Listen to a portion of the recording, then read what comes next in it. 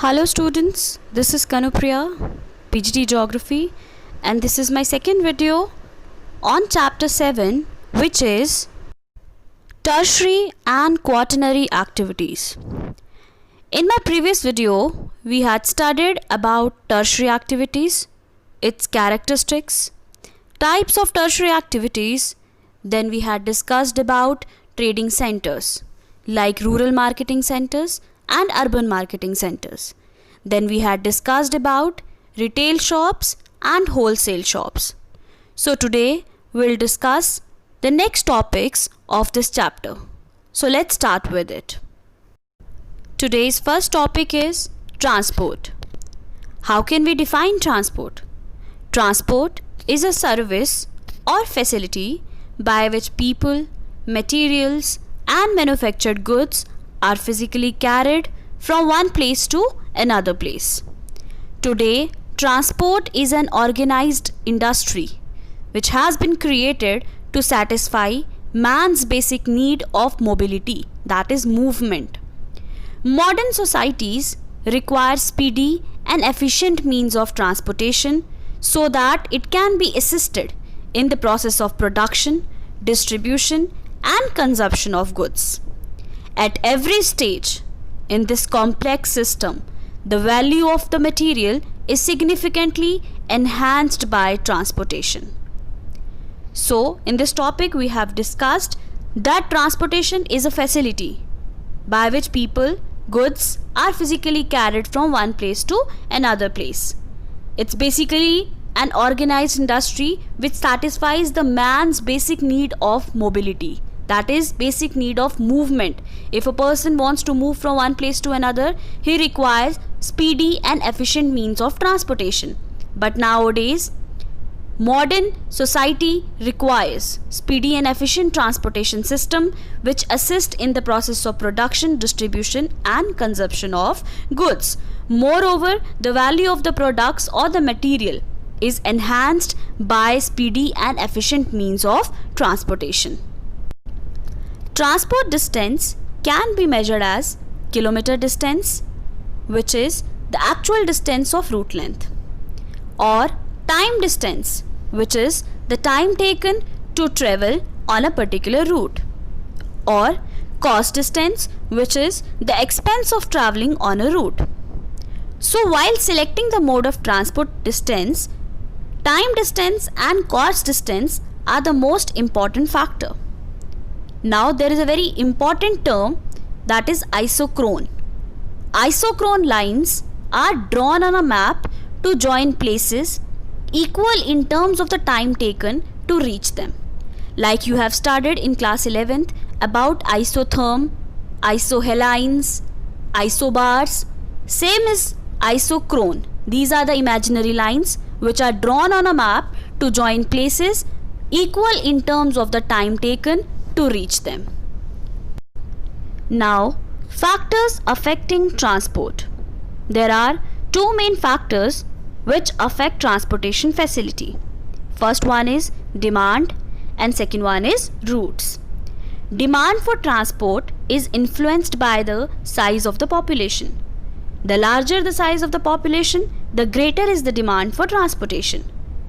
And second one is routes, which depend upon location of cities, towns, villages, industrial centers, and raw materials, patterns of trade between them, nature of the landscape between them, type of climate, funds available for overcoming obstacles along the length of the route. So these two factors affect transportation facilities. Transport always depend upon the demand. Demand comes from the people. So people size, population size is very important for demand. Larger will be the size of the population, larger will be the demand. And second one is routes. Routes also affect transportation facilities. And routes depend upon where the city is located, where the town is located, what is the landscape, what is the climate. So routes depend upon all these factors and routes in turn affect transportation facilities. So these two factors affect transportation facilities. Second topic is communication. Communication means the transmission of words, messages, facts, and ideas. Communication started with the invention of writing preserved messages, and those written preserved messages were dependent upon means of transportation, because those written preserved messages were actually carried by hand, animals, boat, road, rail, and air. That's why all forms of transportation are also referred to as lines of communication, since communication is dependent upon transportation facilities. So that's why all forms of transportation are called as lines of communication. Where the transportation network is efficient, communication are easily disseminated. Certain developments such as mobile telephony and satellites have made communication independent of transportation. Initially, when communication was started, it was dependent upon various means of transportation. But nowadays, there is a lot of development in communication. That is, we have developed mobile phones, satellites, which have made communication independent of transportation. However, all forms of communication are not fully disassociated because of the cheapness of the older systems. Still, communication is dependent upon transportation facilities as those methods were cheaper. Thus, a very large volume of mail continue to be handled by post offices all over the world. So, we can consider that communication is still dependent upon transportation facilities. All forms of transportation are called as lines of communication because the written messages are still handled by different types of transportation facilities. So this is communication. Now comes telecommunication. Telecommunication has developed because of the development of modern technology. Telecommunication has revolutionized communication because of the speed with which messages are sent. The time has been reduced from weeks to minutes. Moreover, the recent advancements like mobile telephony have made communications direct and instantaneous at any time and from anywhere. Moreover, radio and television also help to relay news, pictures, telephone calls to vast audiences around the world, and hence they are termed as mass media. They are vital for advertising and entertainment. Newspapers are able to cover events in all corners of the world. Satellite communication relays information of the earth and from space. Moreover, the internet, which is the recent development and the most important development, has truly revolutionized the global communication system. So this telecommunication has helped a lot in the field of communication. It has made communication very speedy, very easy, and it has reduced the time from weeks to minutes. Within second, we can talk with any person living in any part of the world. So this is all about telecommunication. Now comes services. Services occur at many levels. Some are geared to industry, some to people, and some to both industry and people. For example, the transport systems. We have low order services such as grocery shops, laundries, which are more common and widespread than high order services, which are more specialized ones like those of accountants, consultants, and physicians. So we have low order services and high order services. Low order services includes grocery shops, laundries, which are very common, and high order services are specialized like accountants, consultants, and physicians. Services are provided to individual consumers who can afford to pay for them. For example, the gardener, the launderers, the barber, they do primarily physical labor. Teachers, lawyers, physicians, musicians, and others perform mental labor. Many services have now been regulated.